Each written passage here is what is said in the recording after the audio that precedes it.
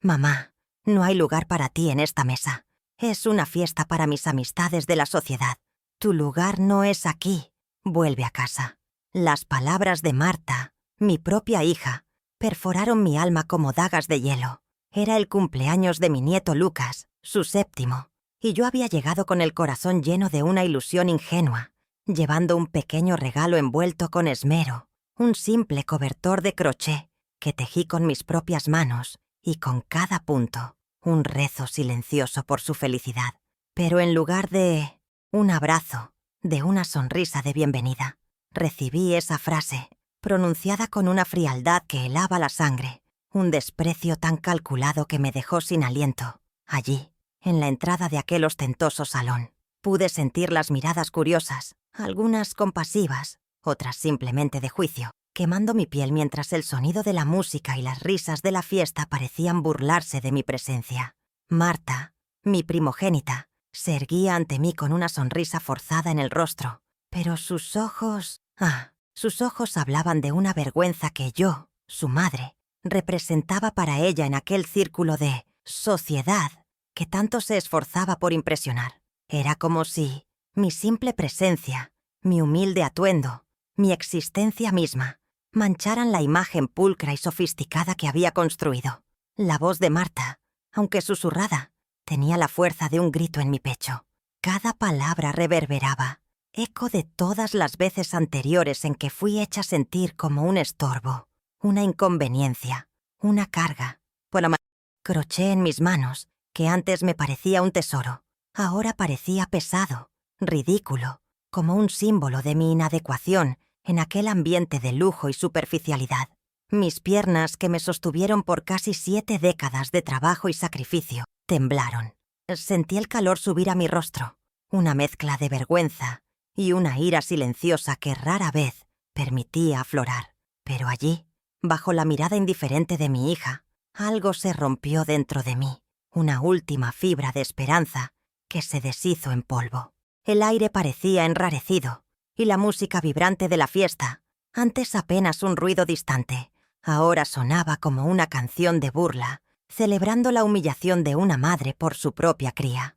Yo, Antonia Morales Rojas, que di la vida a Marta, que abrí mano de todo por ella, estaba siendo rechazada, excluida, como si fuera una extraña indeseada, con un nudo apretado en la garganta, sin conseguir proferir una sola palabra en mi defensa. Apenas giré la espalda lentamente. Cada paso lejos de aquel salón era un paso lejos de una ilusión que yo, tercamente, aún nutría, la de que, en el fondo, mi hija me amaba y me respetaba.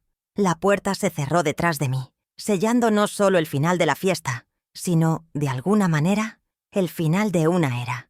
Mi nombre es Antonia Morales Rojas, pero para muchos soy simplemente Tonia, una mujer de 68 años que navega los días en el silencio de una casa que antes rebosaba de vida y ahora parece haber olvidado cómo reír. Hace 2 años, la partida de mi amado esposo, mi fiel compañero, dejó un vacío que ninguna palabra podría llenar, una herida que aún se siente cruda con cada amanecer. La viudez, para mí, no ha sido solo la ausencia de una persona, sino la pérdida de una parte de mí misma, de mi propósito, de mi risa fácil, el eco de sus pasos, el murmullo de su voz en la cocina.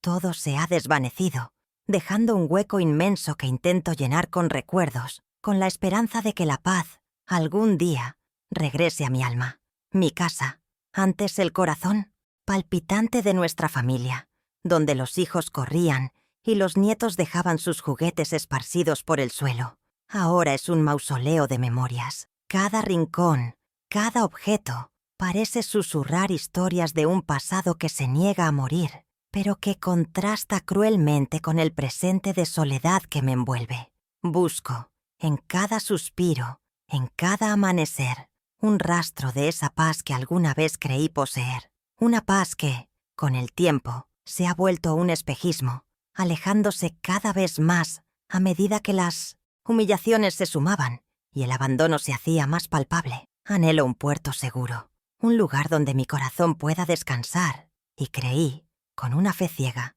que ese lugar sería mi propia familia. Tengo 2 hijos, Marta, la primogénita, quien lleva consigo una ambición desmedida, y Miguel, el menor, de espíritu más tranquilo, pero fácilmente influenciable, y 3 nietos que son la luz de mis ojos, 2 de Marta y 1 de Miguel, la última chispa de esperanza que ardía en mi interior. Mi relación con Marta, sin embargo, es una herida que nunca cicatriza, un dolor constante que me acompaña día y noche. Desde la juventud de mi hija, me desviví por ella. Cada centavo que ganaba con mis manos callosas, cada sueño personal que pospuse, todo fue para que Marta tuviera lo que yo nunca tuve, para que su camino fuera más fácil, menos pedregoso. Su educación, sus caprichos, su matrimonio, todo fue fruto de mi sacrificio, de mi entrega incondicional. Mi nora, Sofía, la esposa de Miguel, ha sido siempre una presencia discreta, un bálsamo en medio de la tormenta, sus ojos reflejando una compasión que pocas veces encuentro en otros. Pero Ricardo, el esposo de Marta, ese hombre ambicioso y calculador, ha sido el veneno silencioso que ha envenenado la relación con mi hija, alejándola cada vez más de mí y de los valores que intenté inculcarle.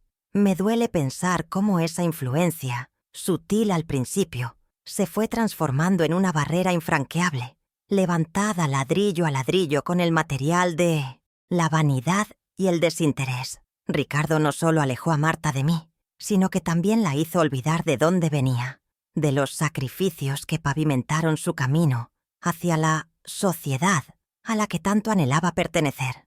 Y en medio de todo este dolor y abandono, un pensamiento me asalta. ¿Será que mi historia, mi dolor silencioso, mi búsqueda de dignidad, resuenan en el corazón de alguien más? Si alguna vez te sentiste invisible o tu corazón ha sido lastimado por aquellos a quienes más amaste, te pido con el alma en la mano que te suscribas a este canal, le des un me gusta a este video y actives la campanita. Tu apoyo me da la fuerza para seguir adelante y contar mi verdad, para que otras voces silenciosas también puedan ser escuchadas y sus historias no se pierdan en el olvido.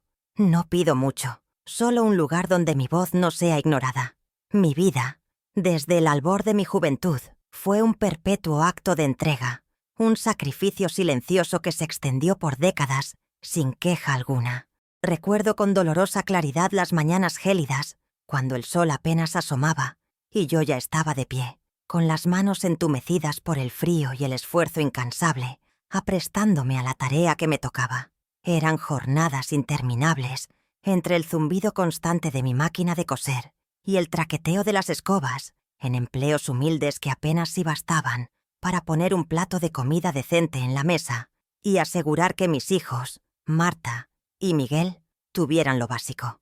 Cada puntada en la tela, cada movimiento extenuante de mi cuerpo al limpiar casas ajenas, era un acto de amor incondicional, una plegaria muda al cielo para que a mis pequeños nunca les faltara nada, para que sus vidas fueran, por ventura, más plenas y dichosas que la mía.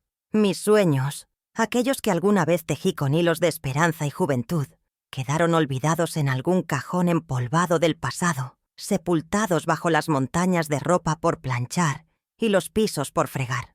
No hubo viajes exóticos ni estudios universitarios. Para mí, no hubo lujos, ni siquiera pequeños caprichos que aliviasen la monotonía de mi existencia. Todo lo que ganaba, cada céntimo fruto de mi sudor y mi agotamiento, era escrupulosamente guardado, destinado íntegramente a su futuro, a esa promesa de una vida mejor que yo. Con una fe inquebrantable, vislumbraba con claridad para ellos. Fui madre y padre a la vez, una arquitecta de sueños ajenos, construyendo un porvenir para mis hijos sobre los cimientos de mi propia renuncia. Las noches eran, a menudo interminables, sin una hora de descanso, mientras la máquina de coser zumbaba incansable bajo la tenue luz de una bombilla, o la pila de ropa sucia esperaba paciente mis manos cansadas. El agotamiento, ese compañero fiel e invisible, era una sombra constante que me acompañaba en cada paso de mi agotadora jornada. Mis manos, las mismas que un día acariciaron con infinita ternura las cabezas de mis hijos, se deformaron irremediablemente con el reumatismo. Un recuerdo constante y doloroso de las horas interminables frente a la máquina de coser o fregando pisos ajenos, con la piel agrietada y las articulaciones hinchadas. Mis dolores de espalda, crónicos y punzantes como agujas, eran medallas invisibles de un esfuerzo titánico, de una entrega incondicional que nadie parecía valorar, que se daba por sentada, como si fuera mi deber natural sufrir en silencio. Marta, especialmente, exigía mucho de mí. Siempre quería lo mejor, lo más nuevo, lo más caro, lo que estaba de moda entre sus amigas. Y yo, en mi ciega devoción de madre, siempre encontraba la manera de dárselo, privándome a mí misma de lo esencial, de lo más básico, para que ella pudiera presumir ante sus amigas de la escuela, para que nunca se sintiera menos que nadie en su círculo social. Creía, erróneamente, que al darles todo lo material, les estaba dando mi amor más profundo, mi incondicionalidad. Los cumpleaños de mis hijos no eran para mí momentos de celebración y alegría, sino un desafío más para estirar el dinero, para hacer malabares imposibles y asegurar que tuvieran el pastel más bonito, los regalos más deseados que veían en las vitrinas de las tiendas. Recuerdo haber vendido mis pocas joyas heredadas, pequeños tesoros sentimentales de mi madre, para poder pagar el uniforme de Marta en una escuela particular, una institución privada a la que ella insistía en asistir porque todas sus amigas adineradas estudiaban allí. Las enfermedades. Las enfermedades. Cada fiebre, cada tos de mis hijos era un tormento para mí, una agonía que me consumía por dentro. Pasaba las noches en vela, cuidándolos con una devoción incansable, rezando por su pronta recuperación, mientras en mi mente, agotada, calculaba cómo haría para no perder los días de trabajo y seguir trayendo el sustento a casa.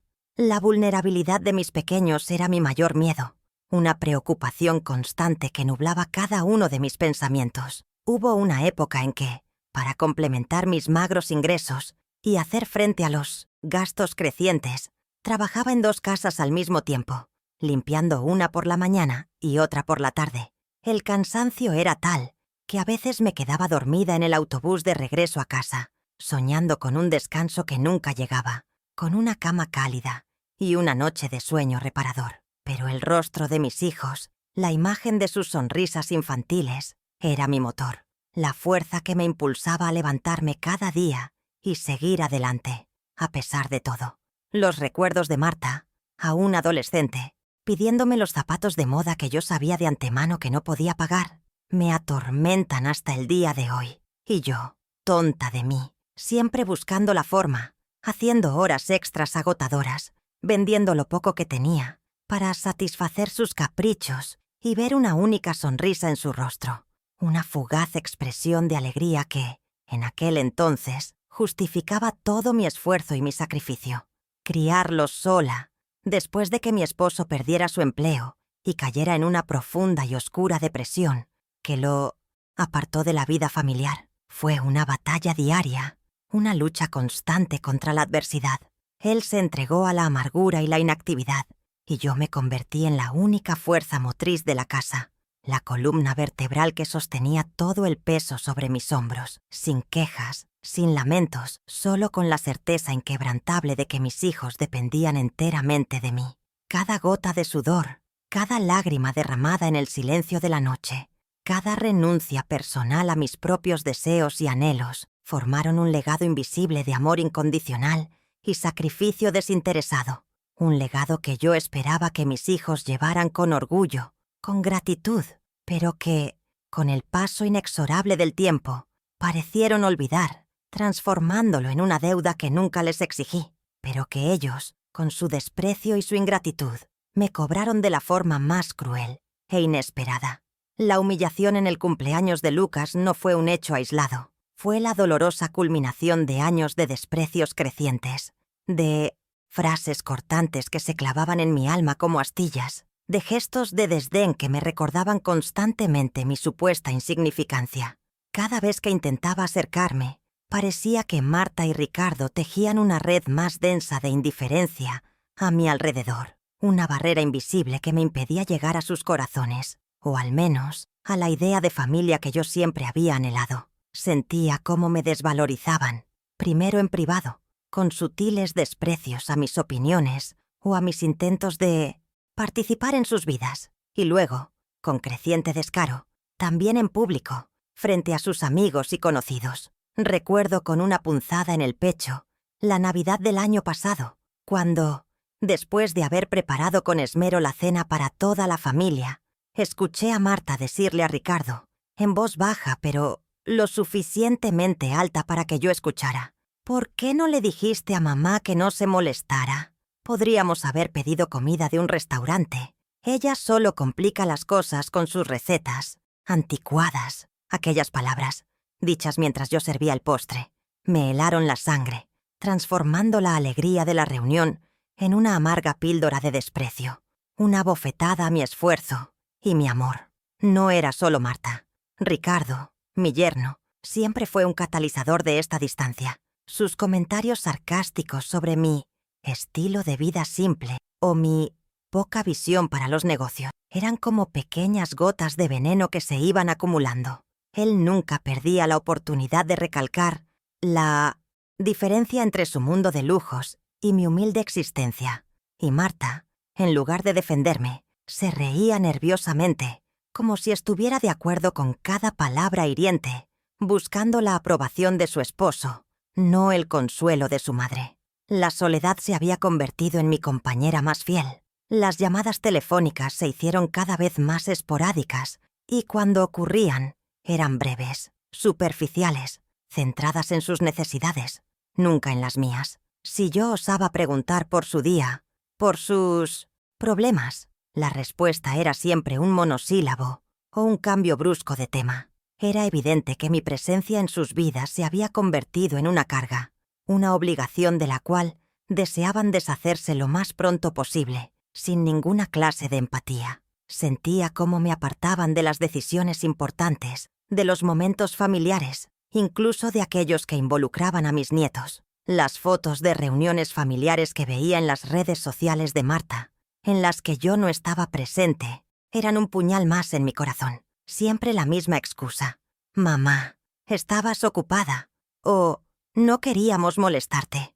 Pero la verdad era que no querían que yo fuera parte de su nueva imagen, de su vida perfecta. Incluso Miguel, mi hijo menor, aunque más amable que Marta, se había dejado llevar por la corriente. Su esposa, Sofía, intentaba de vez en cuando mantener la conexión, con visitas furtivas y llamadas llenas de cariño. Pero la influencia de Marta era palpable. Miguel, en su pasividad, permitía que la distancia creciera, que el muro entre nosotros se hiciera más alto, como si tuviera miedo de desafiar a su hermana. Hubo una vez que me ofrecía cuidar a mi nieto Lucas por un fin de semana, para que Marta y Ricardo pudieran viajar. La respuesta de Marta fue contundente y helada. «No, mamá. Lucas está acostumbrado a su niñera. Además, no queremos que se altere su rutina. Es mejor así». Mi corazón se encogió. Era una forma educada de decir que no confiaban en mí, que no me consideraban apta, ni para cuidar a mi propio nieto, mi sangre. El desprecio no era solo por mi persona, era también por mi estilo de vida, por mi casa modesta, por mis costumbres simples. «Mamá, ¿por qué no cambias los muebles? Parecen sacados de un museo», me dijo Marta una vez, con una mueca de disgusto mientras visitaba mi sala. Yo, que había trabajado tanto para mantener esa casa, ese refugio, sentí cómo cada comentario minaba mi autoestima. Mis intentos de mantener vivas nuestras tradiciones familiares, de compartir mis recetas antiguas o de contarles historias de su abuelo, eran recibidos con bostezos disimulados o con la interrupción de algún mensaje en el teléfono de Marta. Parecía que todo lo que yo representaba, el pasado, la humildad, el sacrificio, era algo que ellos querían borrar de sus vidas. La desvalorización se manifestaba en cada conversación, donde mis opiniones eran desestimadas o mis experiencias ignoradas. Si hablaba de algo que había visto en las noticias, me interrumpían para hablar de sus viajes o sus logros profesionales. Era como si mi voz no tuviera peso, como si mis pensamientos no tuvieran valor, relegada a un papel de oyente silenciosa. Me sentía como un mueble viejo en un rincón de la casa, olvidado, cubierto por el polvo de la indiferencia. Mi existencia se había reducido a la de una anciana que molestaba, que no encajaba en sus planes, en su mundo de apariencias y éxito. La dignidad, esa que siempre intenté cultivar, se desmoronaba lentamente ante la constante erosión del desprecio. La suma de todas estas pequeñas y grandes humillaciones, de todas estas negaciones de mi valía como madre y como persona, culminó en la puerta de aquel salón de fiestas. Fue allí donde el velo de la negación finalmente cayó, y la dolorosa verdad se hizo ineludible. Para mi hija, yo no era más que un estorbo, una sombra en el brillo de su supuesta perfección, y mi corazón, aunque roto, estaba a punto de encontrar una fuerza que desconocía. La escena en el cumpleaños de Lucas fue el último golpe, la gota que derramó el vaso de mi paciencia y mi amor incondicional. Aquella noche, al regresar a mi casa, mi refugio silencioso, me miré al espejo y vi en mis ojos el reflejo de una mujer que había vivido a la sombra, una sombra que había sido subestimada y pisoteada. Fue entonces, en esa soledad abrumadora, que una chispa se encendió en mi interior, una llama de dignidad que se negaba a ser extinguida.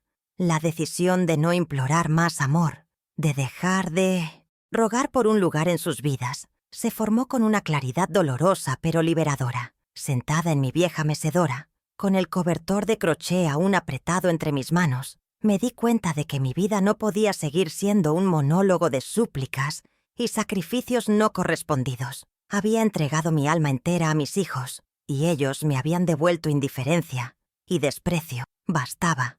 Ya no más. Mis pensamientos silenciosos se transformaron en un eco poderoso dentro de mi mente.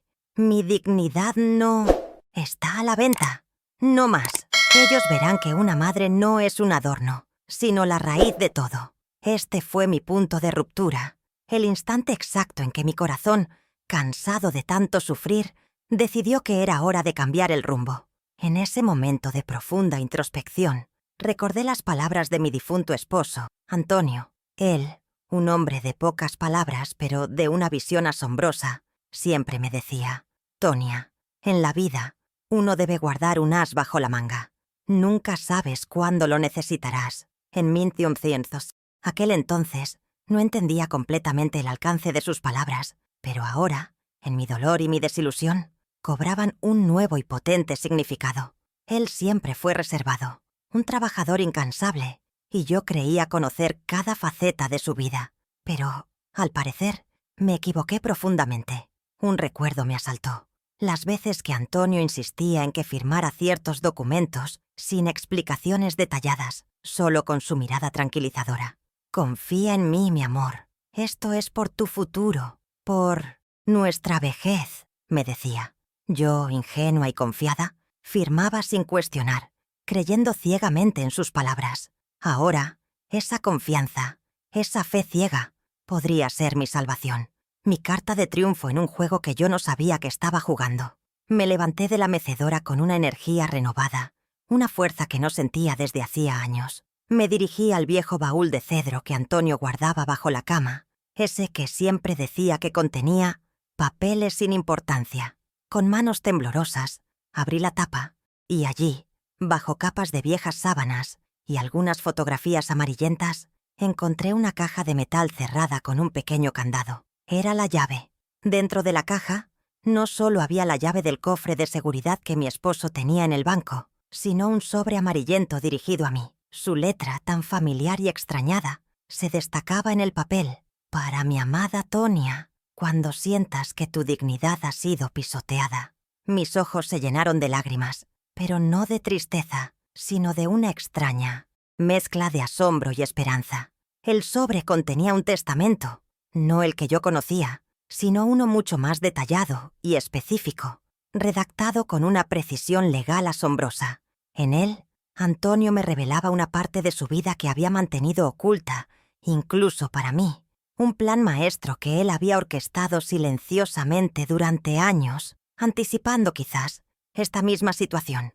No era solo un humilde trabajador, como siempre creí y como mis hijos pensaban. Antonio había hecho inversiones inteligentes en bienes raíces, había adquirido propiedades valiosas en la ciudad y en el campo, todo a mi nombre, sin que nadie más lo supiera. Los documentos estaban allí, cuidadosamente organizados, con sellos y firmas que atestiguaban su legitimidad. Además de las propiedades, el testamento mencionaba una cuenta bancaria con una suma considerable de dinero, fruto de aplicaciones financieras de alto rendimiento que él había manejado con una astucia insospechada. La revelación me dejó sin aliento. ¿Cómo podía haber guardado un secreto de tal magnitud durante tantos años? ¿Por qué? La respuesta estaba en otra parte del testamento. Quiero que tengas la certeza de que siempre tendrás un respaldo, Tonia. Que nadie te haga sentir menos, que nadie te quite la paz que mereces. Esta fortuna es tuya, fruto de mi trabajo y mi amor por ti, y solo deberá ser revelada cuando te sientas verdaderamente desrespetada, cuando necesites recordar tu propio valor. Era un legado de amor, no solo de bienes, sino de protección. Y la última sorpresa, documentos que confirmaban la propiedad de una pequeña, pero lucrativa, participación en una vinícola familiar tradicional, de donde mi abuelo, el padre de mi madre, era socio fundador. Esa vinícola, con su historia y sus viñedos, había pasado de generación en generación, y yo, sin saberlo, era una de sus legítimas propietarias. Aquel secreto, guardado con tanto celo por Antonio, no solo me devolvía la dignidad, sino que me abría las puertas a un futuro que jamás hubiera imaginado. La revelación de aquel secreto fue como un terremoto en mi vida, uno que no destruía, sino que reconstruía con una fuerza insospechada. Antonia siempre fue una mujer de pocos bienes visibles, al menos eso creía yo. Y por supuesto mis hijos. Pero Antonio, mi esposo, un hombre de profunda reserva y una astucia que solo ahora comenzaba a desvelarse, había guardado un plan meticulosamente trazado, un secreto que juró que solo debería ser revelado cuando yo, su amada Tonia, me sintiera verdaderamente desrespetada, humillada por la vida. Era un legado, no solo material, sino de dignidad y protección. Mi esposo, a los ojos del mundo y de nuestros hijos, era simplemente un humilde trabajador, un hombre honesto que vivía de su esfuerzo diario, sin grandes aspiraciones o riquezas ocultas. Esa era la fachada que él, con gran maestría, había mantenido durante años, una capa de normalidad que ocultaba una realidad económica muy diferente. Jamás sospeché la magnitud de su visión para el futuro, su increíble previsión. Él había realizado inversiones inteligentes en el sector inmobiliario, adquiriendo una sustancial fortuna en propiedades valiosas, tanto en el bullicioso centro de la ciudad como en la serena tranquilidad del campo. Lo más asombroso de todo es que cada una de estas adquisiciones estaba a mi nombre, sin que mis hijos ni nadie más tuvieran la menor idea de su existencia. Todos creían que mis bienes se limitaban a la pequeña casa donde habíamos vivido toda la vida. Además de los inmuebles, descubrí la existencia de una cuenta bancaria con una suma numerosa, fruto de aplicaciones financieras de alto rendimiento que Antonio había manejado con una destreza y discreción sorprendentes. El dinero, lejos de estar estancado, había crecido silenciosamente a lo largo de los años, asegurando un respaldo económico sólido y un futuro que yo jamás habría imaginado en mis sueños más audaces. Estos elementos concretos, la cuenta, las escrituras, todo estaba allí, ante mis ojos, tangible y real. Pero la joya de la corona, la revelación más emocionante, fue el descubrimiento de documentos que comprobaban la propiedad de una pequeña, pero increíblemente lucrativa, participación en una vinícola familiar tradicional. La vinícola Rojas era la misma de la que mi abuelo, el padre de mi madre, había sido socio fundador, aquella que yo recordaba de mis visitas de niña, llena de viñedos y toneles. Era una parte de mi historia, familiar, que regresaba a mí de la forma más inesperada.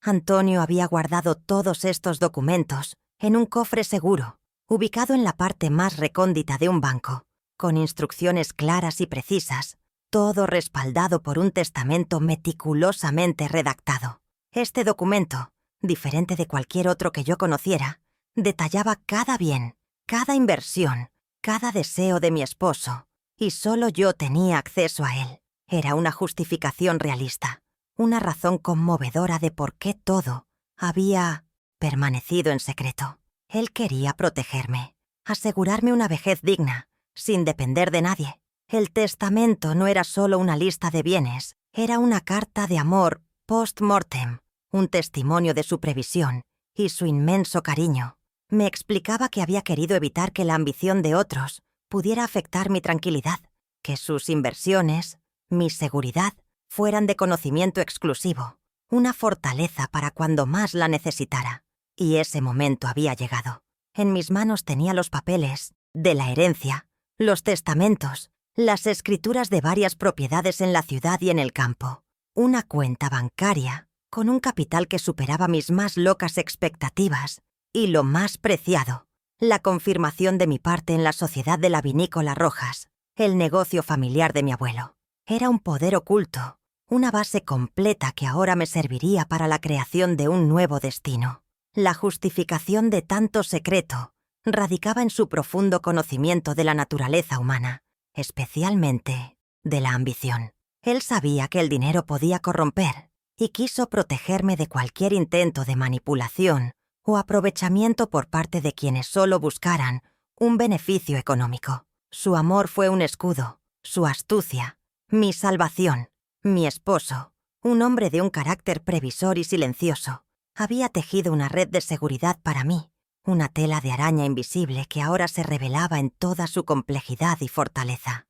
Los documentos que tenía en mis manos eran la prueba irrefutable de un poder que siempre estuvo ahí, dormido, esperando el momento justo para despertar, para que yo tomara las riendas de mi propio destino. La sorpresa no era solo mía, era la sorpresa de la vida, de un destino que me daba una segunda oportunidad, una herramienta para reivindicar mi dignidad. Era el momento de desenterrar el pasado, de honrar la memoria de Antonio y de mostrarle al mundo y a mis hijos que la sabiduría de una madre y su valor a menudo se encuentran donde menos se espera. Al día siguiente de aquella revelación que sacudió los cimientos de mi mundo, con el amanecer tiñendo el cielo de una promesa dorada, mi determinación era fría y calculada. No había espacio para la duda ni para el arrepentimiento. Con los documentos de Antonio apretados contra mi pecho, como si fueran un talismán, me dirigí a la oficina del doctor Gabriel Méndez. Él no era solo un abogado respetado, era un viejo amigo de mi difunto esposo, un hombre discreto y de una integridad intachable, en quien Antonio había confiado plenamente para custodiar este secreto que ahora se desvelaba ante mis ojos. La consulta con el doctor Gabriel fue larga y emotiva, con voz temblorosa al principio, pero que fue ganando firmeza a medida que los recuerdos de mi humillación regresaban.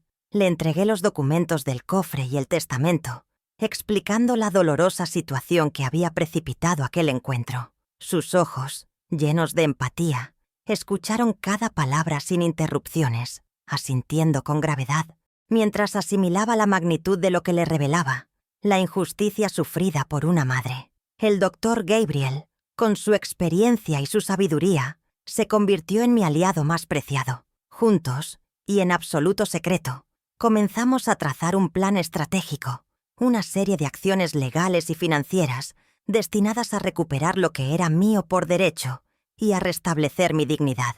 La primera y más crucial de esas acciones fue la alteración de mi propio testamento. Era un paso audaz, una declaración de intenciones. En esta nueva versión de mi voluntad, establecí que si mis hijos, Marta y Miguel, no cambiaban radicalmente su postura de desprecio y no demostraban un verdadero respeto y valoración por la familia, mis bienes, la vasta fortuna que Antonio me había legado, serían administrados por una fundación de caridad. Solo mi nieto Lucas, mi dulce Lucas, tendría derecho a un fondo de estudios, bajo la supervisión de mi nora Sofía, la única que me había mostrado un cariño genuino. Era una forma de asegurar que mi legado no cayera en manos de la ingratitud.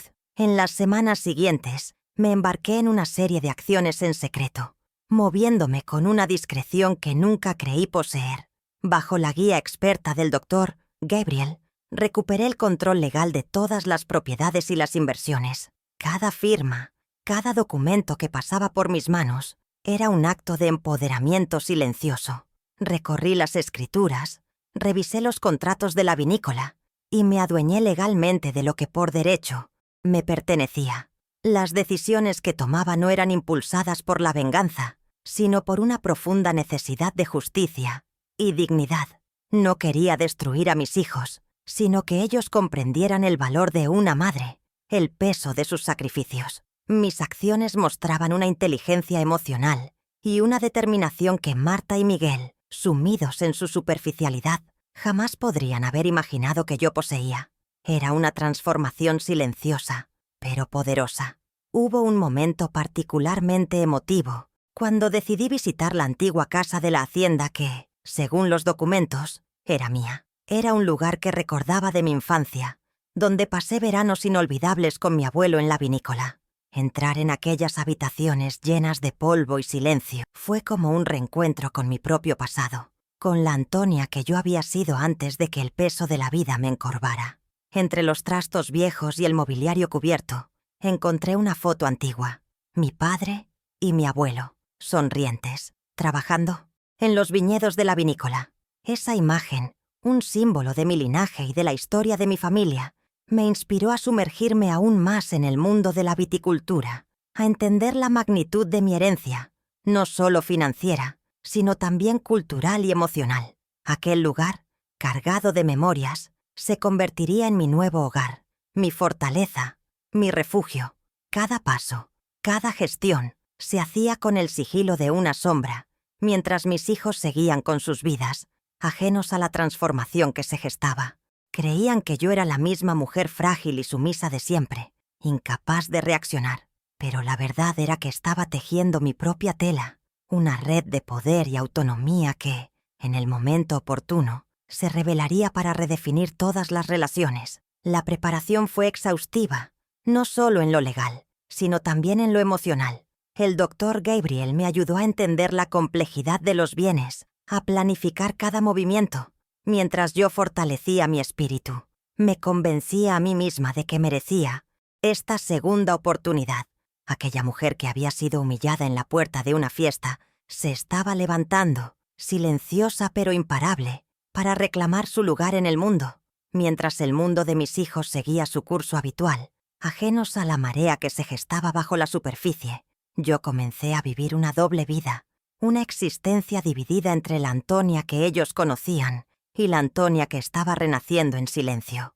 Durante el día me esforzaba por mantener la apariencia de la viuda, sencilla y resignada, la madre que no causaba problemas, la abuela que, a pesar de los desprecios, seguía intentando una conexión superficial. Atendía sus llamadas esporádicas, escuchaba sus trivialidades y ofrecía mi apoyo cuando lo requerían, siempre con una sonrisa que escondía la tormenta que se agitaba en mi interior, un mar de estrategias y planes que nadie sospechaba. Era agotador mantener esa fachada, pero necesario. El contraste entre mi vida pública y mi realidad oculta era abismal, casi irónico. Por las mañanas podía estar en una reunión con el doctor Gabriel Méndez, discutiendo complejos asuntos de inversión y bienes raíces, o visitando las propiedades que ahora eran mías, sintiendo la magnitud de mi herencia. Por las tardes, regresaba a mi modesta casa. Me ponía mi delantal y preparaba una sopa sencilla, la misma que mis hijos consideraban anticuada, actuando como si mi mayor preocupación fuera el precio de los vegetales en el mercado, mientras en mi mente se orquestaba la confrontación final. Esta dualidad era mi escudo y mi espada. Mantenía un perfil bajo, evadiendo cualquier situación que pudiera levantar sospechas. Cuando mis hijos me preguntaban qué hacía, yo respondía con evasivas vagas, hablando de mis tareas del hogar o mis paseos por el parque, siempre con una calma que ahora me asombra. Ellos, en su egocentrismo, no veían más allá de la superficie, cómodos con la idea de una madre anciana e inofensiva, incapaz de cualquier movimiento estratégico, lo que me daba una ventaja inesperada. Su ceguera era mi mayor aliada en esta fase de preparación. El silencio se había vuelto mi mejor confidente. No le conté a nadie sobre mis gestiones, ni siquiera a mi nora Sofía, a quien tanto aprecio. Sabía que la más mínima filtración podría arruinar mis planes, o peor aún, alertar a Marta y Ricardo antes de tiempo, dándoles la oportunidad de reaccionar. Cada paso que daba, Cada documento que firmaba era un secreto bien guardado, un hilo más en la tela que estaba tejiendo para el desenlace. La discreción era mi mantra diario. La antigua casa de la hacienda, que ahora era mía, se convirtió en mi santuario, mi laboratorio de transformación. Pasaba horas allí, no solo supervisando las pequeñas reformas que inicié con mi propio dinero, sino también sumergiéndome en la historia de la vinícola Rojas, estudiando los manuales de viticultura que Antonio había guardado, aprendiendo sobre los vinos, sus cosechas y la tradición familiar. Era un reencuentro con mis raíces, una forma de reconectar con la esencia de lo que realmente importaba, lejos del brillo superficial de la vida de mis hijos. El hecho de que Marta y Miguel no sospecharan absolutamente nada de mi creciente poder económico era mi mayor victoria en esta fase. Estaban tan inmersos en sus propias vidas, tan convencidos de mi falta de recursos y mi pasividad, que ni por un segundo imaginaron la magnitud de lo que se avecinaba. Su desprecio me había cegado a la realidad, pero ahora esa misma ceguera los estaba llevando directamente a mi trampa cuidadosamente preparada.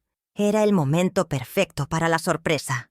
El proceso de recuperar los bienes y reestructurar mi patrimonio fue emocionalmente agotador. Había momentos de duda, de cansancio, de preguntarme si todo ese esfuerzo valdría la pena, si la confrontación final traería la paz que tanto anhelaba o solo más dolor. Pero cada vez que esos pensamientos me asaltaban, recordaba las palabras de Marta en el cumpleaños de Lucas, y la llama de mi determinación se reavivaba con más fuerza. Esa humillación era mi combustible. Mientras tanto, mi salud y bienestar se convirtieron en una prioridad.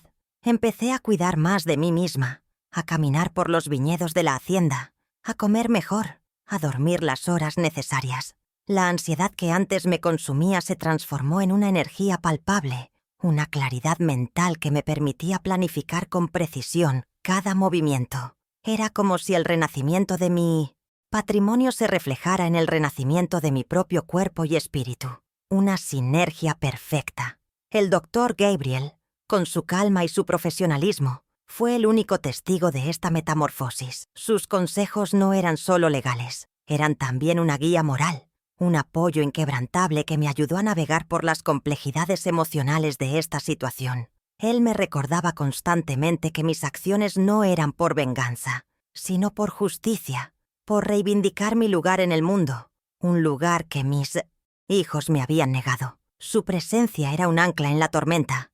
La espera era tensa, como la calma antes de una tormenta. Sabía que el momento de la verdad se acercaba, que no podría mantener esta vida dual por siempre. Mis días estaban llenos de preparativos, de ajustar los últimos detalles con el doctor Gabriel, de fortalecer mi determinación para lo que vendría.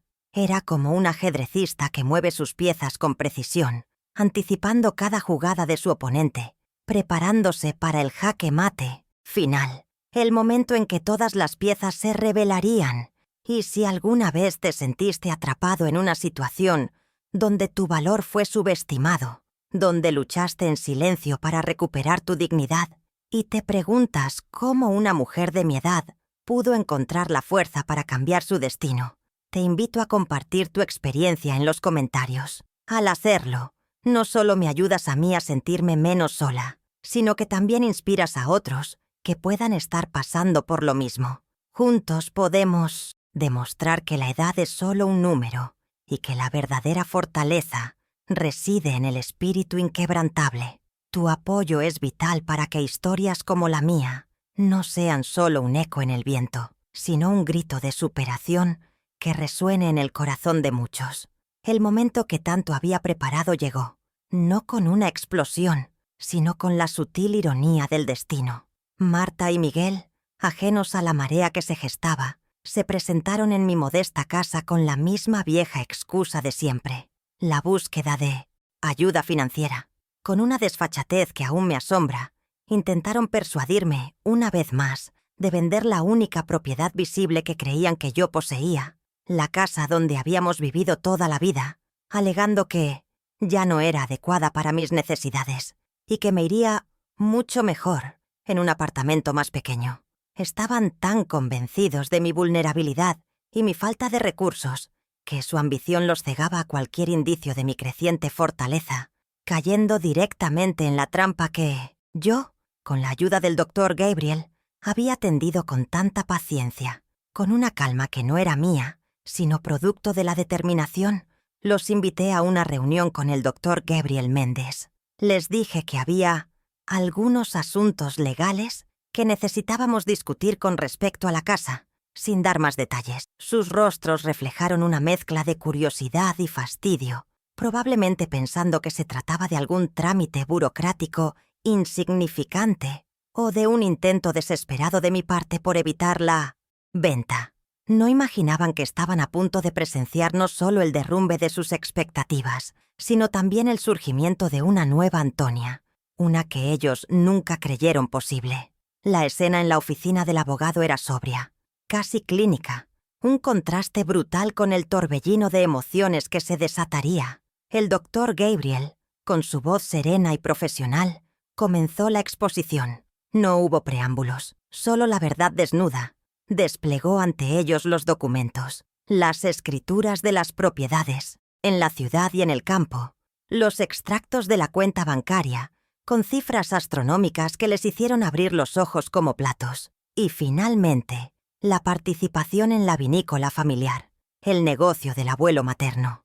Cada papel era un golpe, un puñal que se hundía en la coraza de su arrogancia, revelando una realidad que los dejó mudos. El silencio que siguió a la revelación fue ensordecedor, roto solo por el susurro de la respiración agitada de Marta y Miguel. Sus rostros, antes llenos de superioridad, se transfiguraron en una mezcla de choque, incredulidad y un pálido asomo de desesperación. Eran como niños pequeños a quienes les arrebataban su juguete favorito. Pero esta vez, el juguete era una fortuna que nunca supieron que existía, y la dueña era la madre que habían despreciado. Ver sus expresiones fue una extraña mezcla de dolor y una satisfacción agridulce. Marta fue la primera en reaccionar, su voz entrecortada por la sorpresa y la rabia. «¿Qué es esto, mamá? ¿Por qué? ¿Nunca nos dijiste? Esto es una locura. ¿Cómo es posible?» Su tono, que antes era de desdén, ahora oscilaba entre la exigencia y una indignación hipócrita. Miguel, por su parte, balbuceaba incoherencias, intentando procesar la magnitud de la información. La máscara de indiferencia que siempre llevaban puesta se había resquebrajado por completo, revelando la ambición desmedida que siempre estuvo latente. Intentaron argumentar, exigir su parte, apelar a la justicia y al derecho de hijos, como si el amor y el respeto fueran una simple transacción. «Somos tus hijos, mamá. Esto es nuestro. Nos corresponde por derecho», decían, con una urgencia que no demostraron jamás para preguntar cómo estaba o si necesitaba algo. Su codicia era tan palpable, tan obscena, que me dio náuseas. Se aferraban a una fantasía de derecho, olvidando por completo la historia de abandono que nos unía. Fue entonces cuando los interrumpí. Mi voz, antes temblorosa, ahora era clara y serena, con una autoridad que nunca antes me había atrevido a asumir. «Ustedes dijeron que no había lugar para mí en aquella mesa de cumpleaños. ¿Recuerdan? Ahora soy yo quien dice, no hay lugar para ustedes en mi vida como antes. Las cosas cambian, y a partir de hoy, las cosas realmente cambian». Mis palabras, dichas con una calma sorprendente, resonaron en la pequeña oficina, sellando el destino de nuestra relación. La dinámica de poder se invirtió de forma dramática y total. La madre humillada se había transformado en la matriarca inquebrantable, la guardiana de una fortuna que era tanto material como moral. Les impuse mis condiciones, sin espacio para negociaciones. La vinícola, mi herencia familiar, sería mi principal ocupación, mi nuevo proyecto de vida. Ya no era la costurera ni la faxineira, era la dueña, la empresaria, la que tomaba las decisiones. Mi pensión, aquella pequeña suma que ustedes creían insignificante, será revertida por completo a una fundación de caridad que apoya a idosos en situación de vulnerabilidad, así como yo estuve. Les anuncié, sintiendo un nudo en la garganta al recordar mi propia fragilidad. Ustedes solo tendrán aquello que yo, y solo yo, juzgue merecido. Y eso dependerá de un cambio real de comportamiento y un respeto mutuo que hasta ahora ha sido inexistente. La avaricia no será recompensada. La frase final fue un golpe maestro, una estocada decisiva que los dejó sin aire. De lo contrario, esta fortuna, cada céntimo, cada propiedad, cada participación en la vinícola, será destinada íntegramente a la caridad y al futuro de Lucas, bajo la guarda y administración de Sofía, mi nora, quien sí ha sabido honrarme y respetarme. Tienen una elección, y es definitiva. La mirada de Marta se desvió a Ricardo, buscando apoyo, pero él también estaba destrozado. El choque fue monumental. La desesperación se apoderó de sus rostros, ya no por preocupación por mí, sino por la cruda realidad de la riqueza que estaban perdiendo. Comprendieron, en ese instante brutal, la magnitud de su error, el precio de su ingratitud. La fuerza de una madre despreciada se les reveló en toda su gloria, una fuerza que no habían medido y que ahora los dejaba de rodillas. La confrontación no solo fue un ajuste de cuentas, sino una liberación para mí. Después de tantos años de sometimiento, de vivir para otros, de anularme en función de sus caprichos, finalmente había recuperado mi voz, mi poder, mi dignidad. La partida de ajedrez había terminado, y la reina, que siempre fui, había hecho su último y más decisivo movimiento, dejando al rey y la dama en jaque, atónitos ante su propia ceguera. Fue un momento catártico, el punto de no retorno en nuestra relación, la amarga verdad de lo que habían perdido, no solo la fortuna, sino la confianza y el amor incondicional de su madre, se les clavó en el alma. Pero para mí, Antonia Morales Rojas, fue el amanecer de una nueva era, un lienzo en blanco para pintar mi propia historia, lejos de las sombras del desprecio y hacia la luz de mi propia autonomía. El impacto de mis palabras fue palpable, pesado como una losa sobre los hombros de Marta y Miguel. Sus rostros, antes dominados por la avaricia y la incredulidad, se contrajeron en una mueca de desesperación y un miedo súbito. Habían llegado a esa oficina esperando la confirmación de una venta, una transacción insignificante, y se encontraron de bruces con la revelación de una fortuna inmensa, y peor aún, con la inquebrantable determinación de su madre. La conmoción era tan profunda que apenas podían respirar, sus ojos fijos en mí, la mujer que siempre creyeron débil y sumisa, ahora erguida como una columna de hierro. Marta, con los ojos vidriosos, intentó una última jugada, una apelación desesperada a los sentimientos que ella misma había pisoteado. «Mamá, por favor, no puedes hacer esto. Somos tu sangre. ¿Cómo puedes preferir una fundación a nosotros, tus hijos?» Su voz, antes cargada de desprecio, ahora sonaba quebradiza, casi suplicante, una melodía falsa que intentaba despertar en mí una piedad que ya no existía. Miguel, por su parte, se mantuvo en un silencio atónito, con la boca ligeramente abierta, incapaz de articular palabra alguna ante la magnitud de la revelación y sus consecuencias inminentes. Yo, sin embargo, permanecí impasible. Cada lágrima que mis hijos derramaban ahora era un eco de las mías, derramadas en silencio durante años, sin consuelo ni reconocimiento. Mi corazón, que antes se habría ablandado ante su angustia, ahora se mantenía firme. «Mi sangre sí», respondí con una calma glacial, «pero la sangre también exige respeto, dignidad y lealtad, valores que ustedes olvidaron hace mucho tiempo, cuando me dejaron fuera de sus vidas, cuando me humillaron públicamente. Esto no es un castigo, es una consecuencia de sus propias acciones». El doctor Gabriel, testigo silencioso de este drama familiar, observaba la escena con una mezcla de profesionalismo y una profunda tristeza. Él sabía el esfuerzo y el dolor que me había costado llegar a este punto, la agonía que había soportado para defender mi dignidad. Su presencia allí era un respaldo mudo a mis palabras, una confirmación de que cada decisión que tomaba estaba respaldada por la ley y, más importante aún, por una justicia moral que ellos habían ignorado. Marta intentó acercarse, como si un toque pudiera deshacer la solidez de mi decisión, pero yo di un paso atrás, con la mirada fija en sus ojos. «No se trata de caridad versus familia», continué, mi voz inalterable. Se trata de lo que ustedes hicieron de nuestra familia. La caridad, al menos, no me pide explicaciones por mi existencia, ni me cierra la puerta en la cara. Y a la fundación le dedicaré el mismo amor y esfuerzo que una vez di a quienes hoy me imploran lo que despreciaron. El contraste entre la ambición inicial de mis hijos y su desesperación actual era brutal. Habían llegado buscando migajas de mi pequeña pensión y se iban perdiendo un imperio. La cara de Ricardo, mi yerno, que había sido el principal instigador del desprecio de Marta, era un poema de pánico. Sus planes de una vida de lujos a costa de mi supuesta pobreza se desmoronaban ante sus ojos, revelando su verdadera naturaleza parasitaria. Miguel finalmente logró balbucear. «Mamá, por favor, no seas así.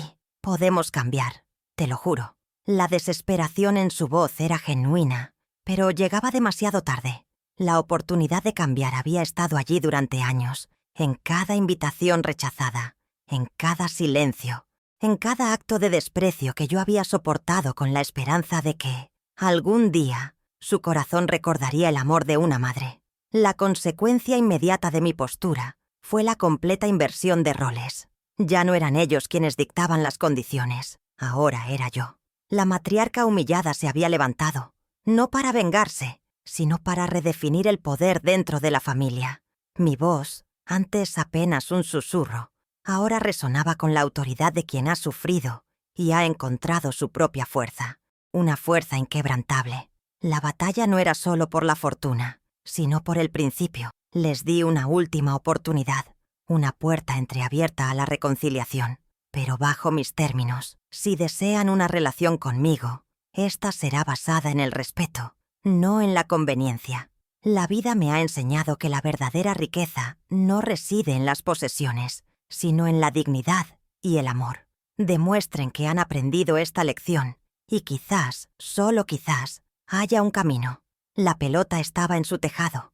Marta y Miguel salieron de la oficina del doctor Gabriel con el peso de la derrota sobre sus hombros, sus sueños de herencia disipados como humo. El orgullo que siempre los había caracterizado se había roto en 1000 pedazos. Aquella fue la primera vez que los vi verdaderamente atónitos, la primera vez que su fuerza vaciló, enfrentados a la inmensa fortaleza de la madre que habían subestimado. Las consecuencias de su ingratitud se manifestaban ahora en su más cruda y dolorosa forma, dejando claro que el juego había cambiado, y yo era quien movía las piezas con una maestría que ellos jamás anticiparon.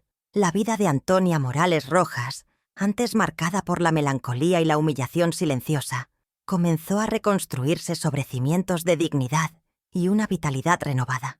Después de la confrontación en la oficina del doctor Gabriel, el peso de años de desprecio pareció disolverse de mis hombros. Era como si una pesada cadena se hubiera roto, liberándome para volar hacia un futuro que antes me parecía inalcanzable. Cada amanecer era ahora una oportunidad, no una carga, y el silencio de mi hogar se llenó, no de soledad, sino de una paz ganada a pulso. Mi alma, herida por tanto tiempo, finalmente comenzaba a sanar.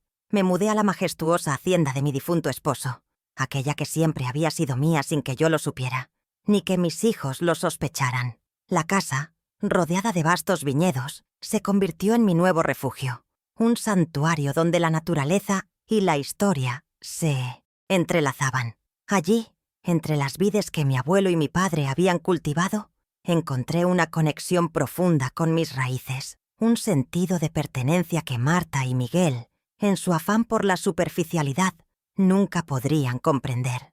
Cada rincón de esa propiedad era un recordatorio de la previsión de Antonio y de mi propio renacimiento. Mi nueva vida se centró en la gestión activa de mi participación en la vinícola. Con la ayuda de expertos, me sumergí de lleno en el mundo de la viticultura, aprendiendo sobre la tierra, las uvas y el proceso de elaboración del vino. No era solo un negocio, era una pasión que descubría a mis casi 70 años. Me involucré en la producción, en la promoción de nuestros vinos, y en cada etapa sentía la presencia de mi abuelo y Antonio, como si me guiaran desde el más allá. Cada botella que se vendía era una confirmación de mi capacidad, de mi inteligencia. La hacienda se transformó en un hogar lleno de amor, especialmente para Sofía y Lucas. Mi nora, con su bondad y su respeto incondicional, se convirtió en la hija que siempre anhelé. Y mi nieto, mi dulce Lucas, era la luz de mis días. Pasaba horas enseñándole sobre los viñedos, contándole historias de su bisabuelo y de su abuelo, inculcándole los valores del respeto, la honestidad y la importancia de las raíces familiares, valores que sus propios padres habían olvidado. En sus ojos vi la esperanza de un futuro mejor para nuestra estirpe. Con la libertad financiera y emocional que había conquistado, comencé a vivir plenamente, a explorar el mundo que antes solo conocía a través de fotografías. Viajé, conocí lugares exóticos, experimenté nuevas culturas y sabores. No era un escape, sino una expansión de mi ser, una forma de compensar los años de privación y sacrificio.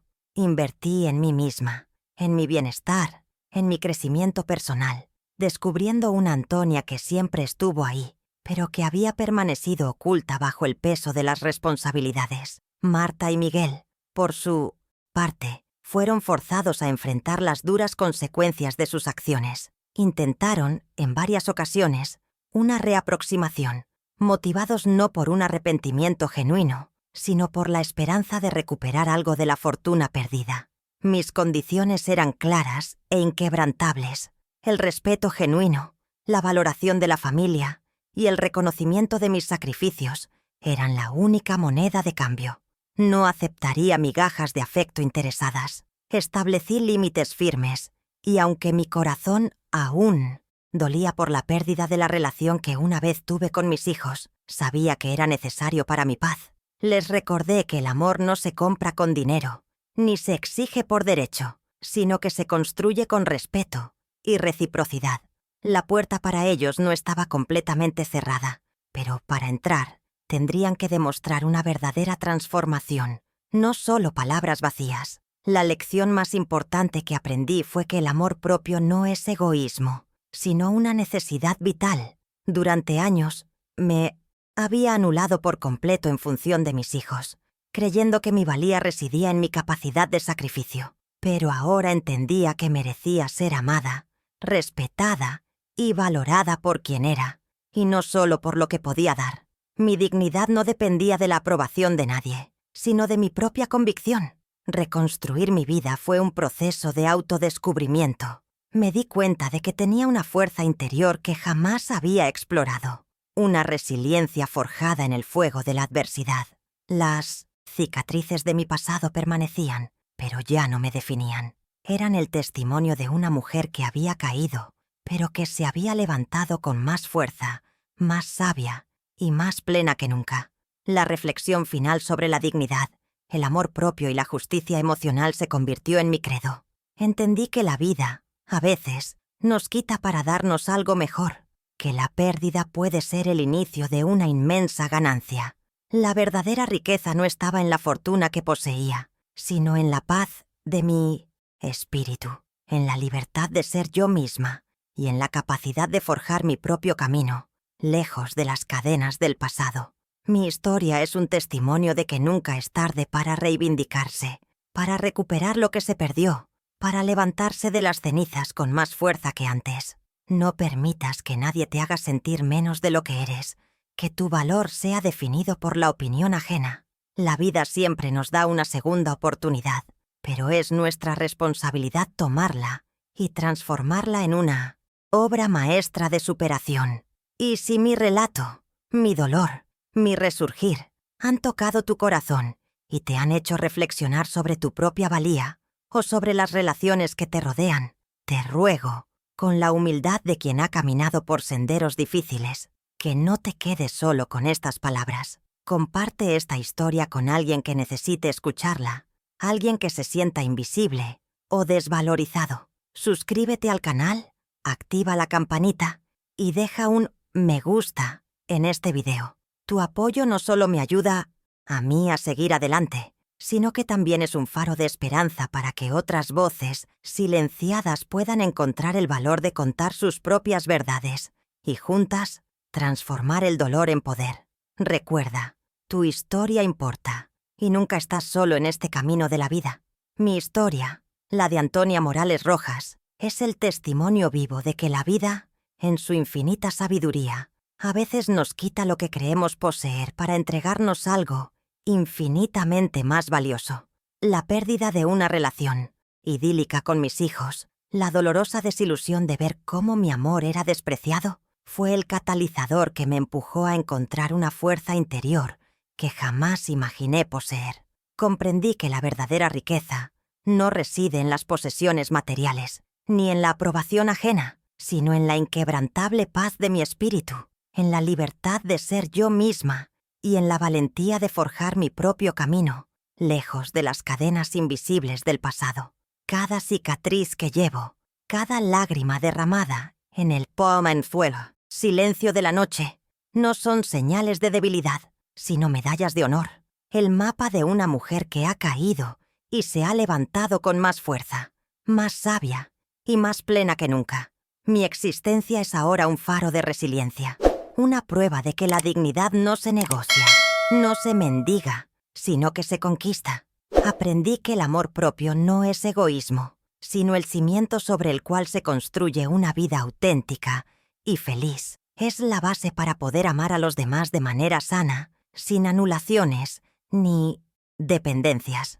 Y si mi relato, el eco de mi dolor y el brillo de mi resurgir, ha tocado tu corazón y te ha hecho reflexionar sobre tu propia valía o sobre las relaciones que te rodean, te ruego, con la humildad de quien ha caminado por senderos difíciles y solitarios, que no te quedes solo con estas palabras. Mi historia no es única.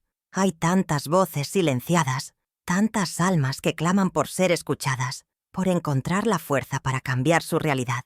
Te pido que compartas este video con alguien que necesite escuchar mi mensaje, alguien que se sienta invisible o desvalorizado, alguien que esté luchando en silencio por encontrar su propio valor.